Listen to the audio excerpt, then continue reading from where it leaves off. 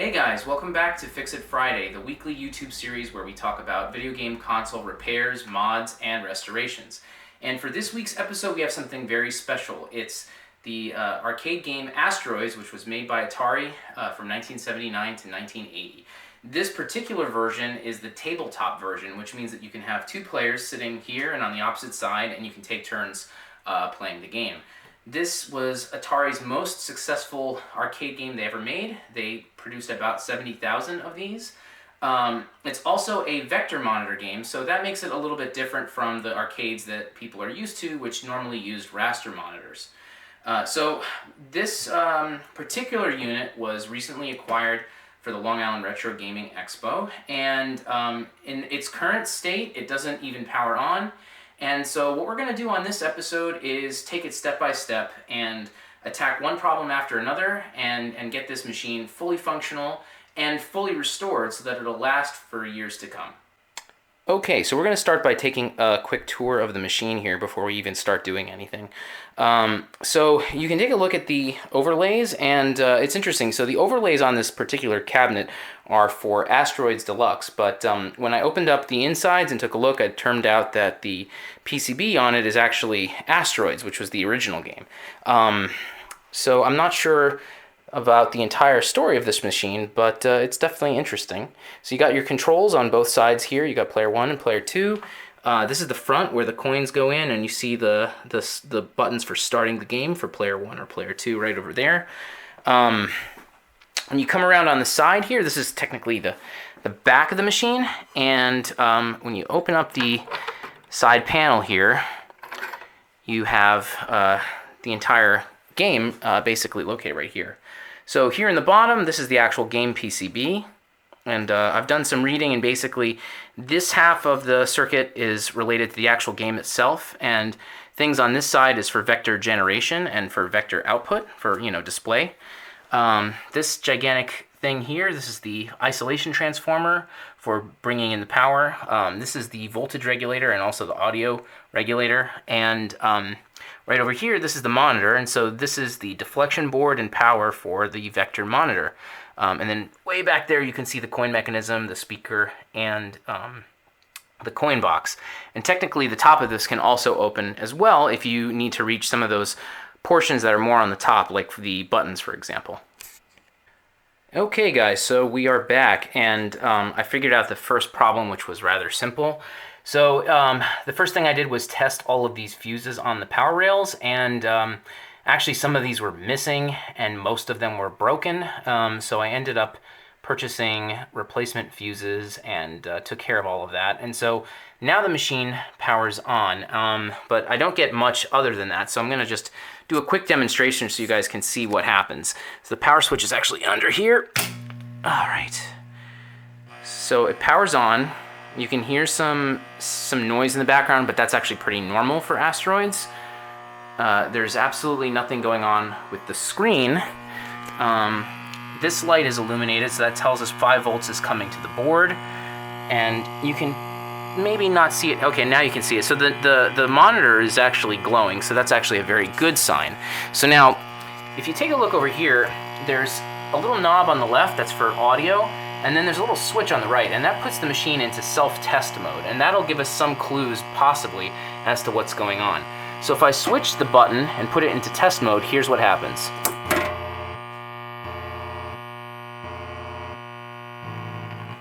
So you guys heard that? So that tone, that sequence of tones, actually tells us something about what's wrong with the board. So I'm going to reset the game, and we're going to listen to it again.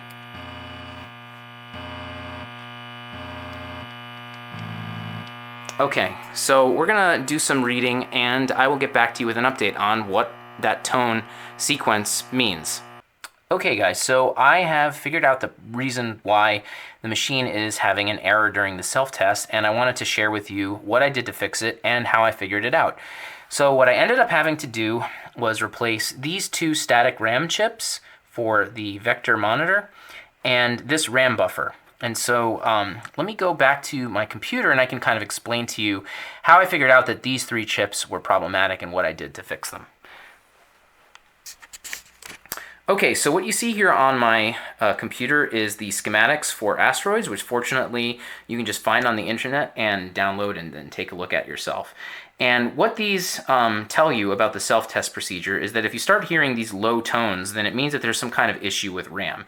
And specifically, if you hear a higher tone followed by a sequence of higher tones followed by a low tone, that tells you which chip is bad. So in our case, we heard 3 higher tones, beep, beep, beep, boop. We had the lower tone is the 4th one. And so what that tells us is that the 4th RAM chip in position R4 of the board was problematic.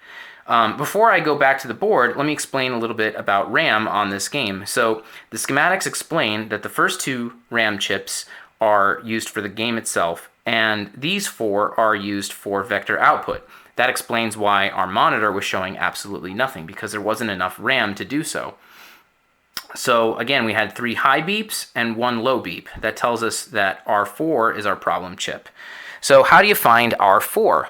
Well, thankfully, that's actually quite simple. So the board is very clearly labeled. Actually, you can see the letters right over here. So you see each column is marked by a letter. So this column here, this is R. And then if you look at the top, it's not going to show up on camera, but if you look at the top of each chip, you'll see the row. And this is column R, row 4, and that's the chip in question. So this is a 2114 static RAM chip. These are no longer made, but new old stock is readily available, and I got some help from a friend who got me some. And well, I replaced the chip thinking, okay, our RAM problems are solved, and guess what? When I ran the self-test again, I still got beep, beep, beep, boop. So, so I knew I had more to deal with, and I had to figure out what that meant. So to figure that out, I had to look at another portion of the schematics, which describes the RAM in better detail. So we know it's the vector generator RAM that's the problem, the last 4 in the list. And so that's what you see here on the monitor. So you can see there's R4, P4, M4, and N4. And these are the 8 address lines, or 9 address lines for each of the RAM chips. And you see these horizontal lines. That means that all of these are shared. So that means that if you had a problem in the address lines, the first chip would show up as a fault because all of these guys are connected. So that didn't happen. We got, going back for a moment here, M4 passed the test. So we know that our address lines, all of these from AM1 to 9, or 0, sorry, to 9, all 10 of these are totally fine. So, okay, so what other problems might we have?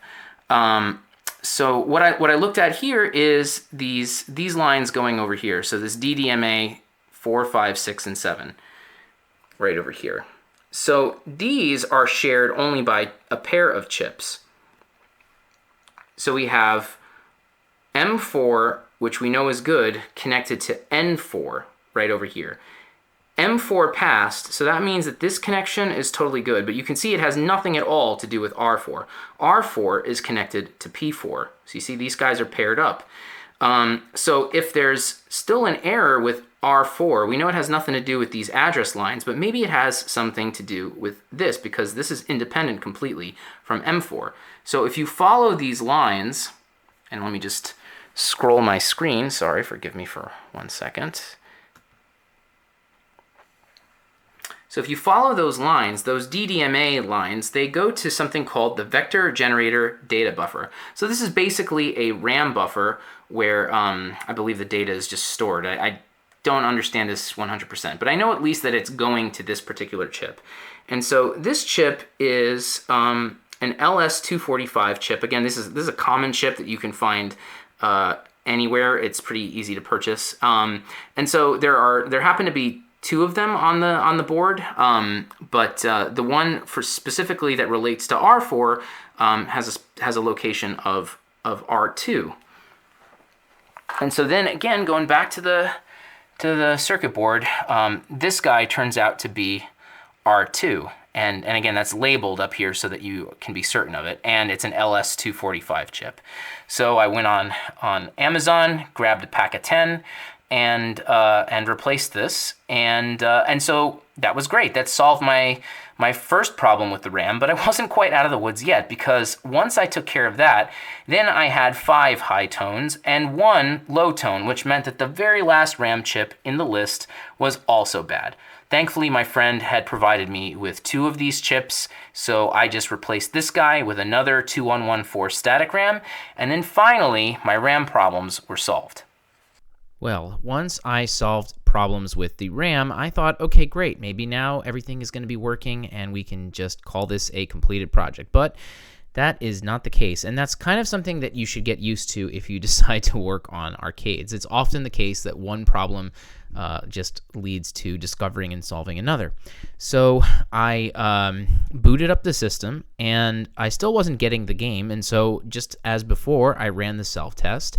And what I got is this image that you guys are seeing here. I didn't make a video of it, but basically what happened was that I was getting a display on the monitor now, but everything was extremely truncated. So specifically, you can see that the x-axis of the vector data was like really, really shrunken down. And there's a problem with the Y data as well. So half of it seems to display at the correct length on the screen, and then the other half is severely truncated and then flipped over on itself. So, this was a tricky problem to work on because I couldn't be sure if the problem was related to the arcade board or maybe it was related to the monitor itself. Okay, so we are back to the computer again to figure out why our image looks so strange. So we're going back again to the schematics, and the schematics show us what the screen is supposed to look like if everything is working correctly. And so what you're supposed to get is basically this crosshatch pattern of lines, and so they all tell you different little bits of information. This here tells you which of the dip switch settings are activated. This relates to things like what language the game is displayed in, how many coins are required for a play, and so on. So we don't really care about that. This is a check related to the ROMs. It should show the number 11. Ours does, so that's great. These lines here are supposed to show gradation in contrast, so that's helpful if you want to make sure that your contrast and brightness are set correctly. But that's not our issue. Our issue in this particular case is the fact that this is all shrunk up and truncated. And when that happens, it's not really clear if it's a problem with the monitor or if it's a problem with the board. I'm betting on the fact that it's a problem with the board. And so we know that the lines are generated in this correct pattern, so that tells me that other components of the vector generation are correct. My suspicion is that the vector output is bad somehow. So let's go back to the schematics and take a look at that piece of the circuit as well. So this is a little bit more complex than what we were looking at for the RAM. So basically what you have is you have a digital to analog converter. You have 2 of them, one for the x-axis and one for the y-axis. So this takes the data coming in, it takes it and converts it into an analog signal. And then from there, that analog signal ends up getting amplified by 2 different amplifiers. There's a TL082, and then there's also a TL081 somewhere here on the circuit. I can't remember exactly where. Once the signal gets amplified for a given axis, whether it's the x-axis or the y-axis, it goes to this switcher chip called a 4016, and then that sends it out straight to the monitor. So as you can see when I scroll down, this is for the X circuit, but if I go down a little bit, you can actually see here, this is the Y circuit over here. So they are exactly the same. And then let me just go to the board and you can take a look at what that looks like. And so basically, it's thankfully this section right here. So it's a little bit different from the rest of the board. As you can see, there's a huge open ground plane that's available. And so these are the DACs. These are the digital to analog converters. These guys here, these little guys, are all the op amps that do the amplification. And these guys are the switchers. And then you can see here there's some knobs for X and Y output. So you can make adjustments to increase the screen size with those guys. And so what I ended up having to do was, in the end, replace all 6 of these chips.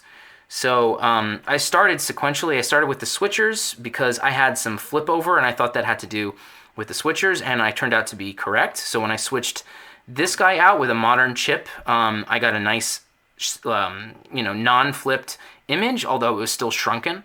And then when I replaced a pair of these TL082s, the screen got bigger, but still not enough to fill the entire screen. So finally, I swapped out the last two, so the TL081 op amps, and finally, once all of those output chips were replaced, we got a nice clean image. And so now let me take you through and give you a walkthrough of how the machine looks.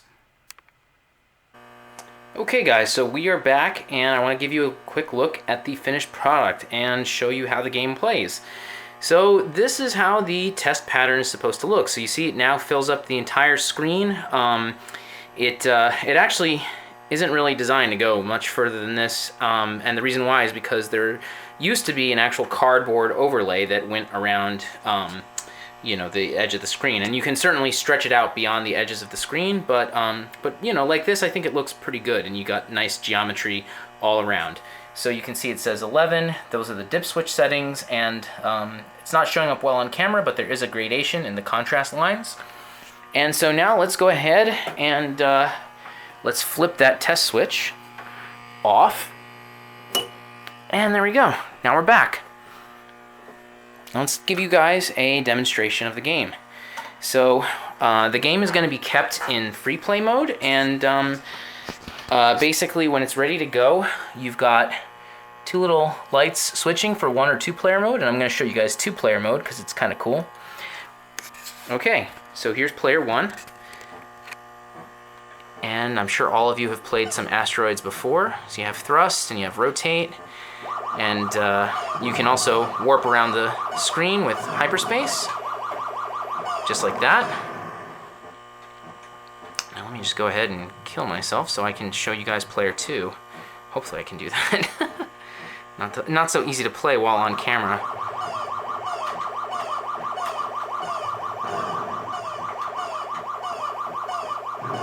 Oh, come on. Ah, there we go. Okay, great. Now watch. So now you see the screen flips 180 degrees, and now player 2 has his or her turn. What's really cool is that the harness in this particular cabinet has a wire setting which enables this flipping function. So you can take this same PCB and put it into an upright cabinet, and this flipping stuff won't happen. It only happens if you take that PCB and put it into the cocktail. So it's very clever. Okay guys, so that's it for this week's episode. I hope you guys enjoyed it and you could get an idea of what it takes to restore an arcade machine. And yeah, get ready to see this one in person at the next Long Island Retro Gaming Expo.